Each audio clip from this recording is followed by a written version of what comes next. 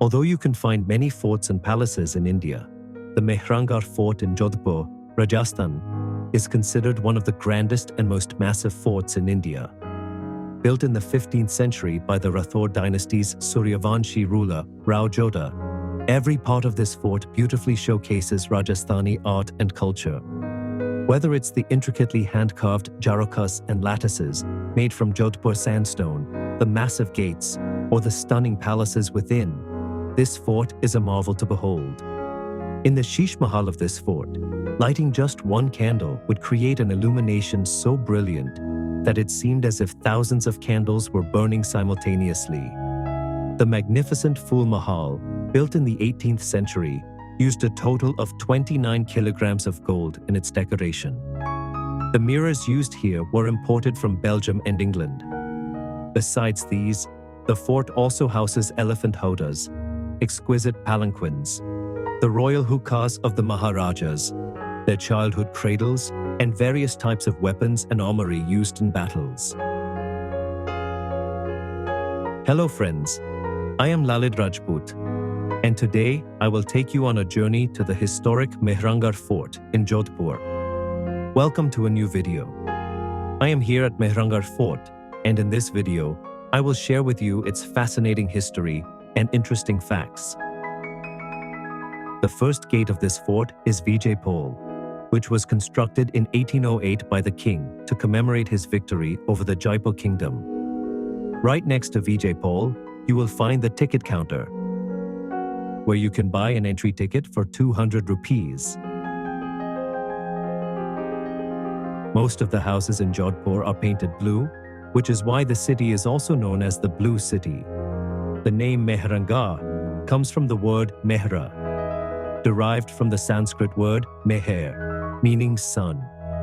The hill on which this fort is built is called Bakal Chidiya.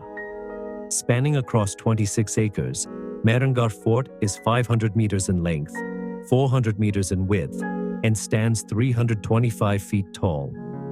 Jodhpur is the largest city in Rajasthan, founded by Rao Jodha on May 12, 1459.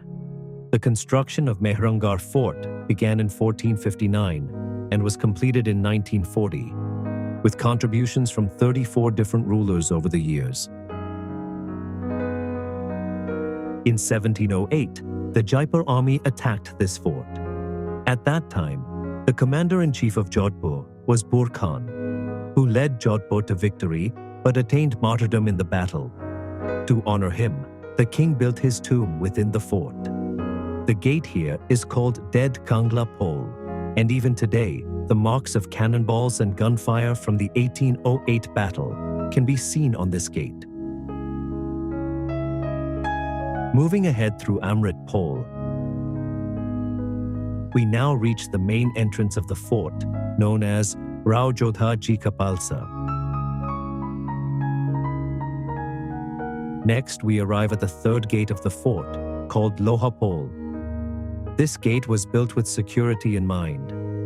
The handprints seen here belong to the widowed queens, who would imprint their hands with vermilion before performing sati by jumping into the funeral pyre of their deceased king. This is Shringa Chowk, where the coronation ceremonies of kings used to take place.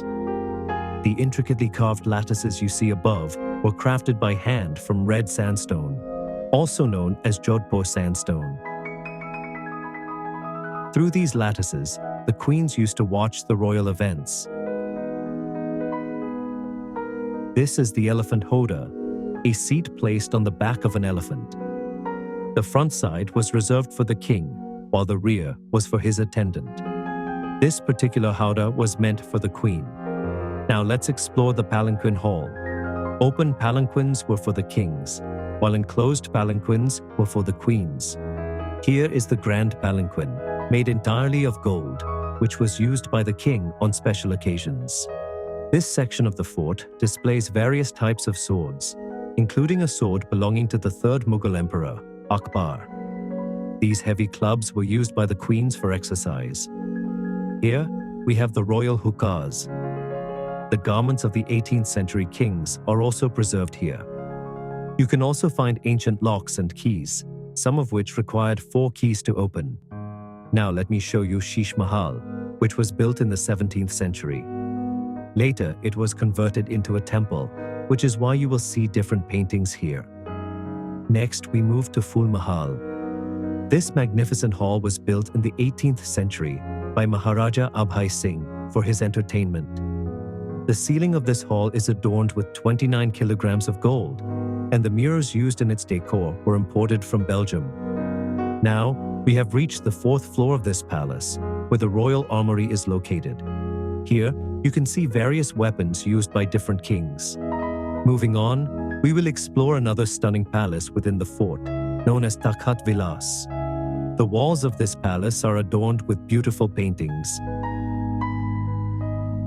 This is the Janki Mahal, where exquisite cradles were placed for the royal children. We have now arrived at the next section of the fort, known as Holi Chowk. This courtyard was used by the queens to celebrate the festival of Holi. In this courtyard, the presence of men was strictly prohibited. The intricate jarakas and lattices here are crafted with remarkable precision.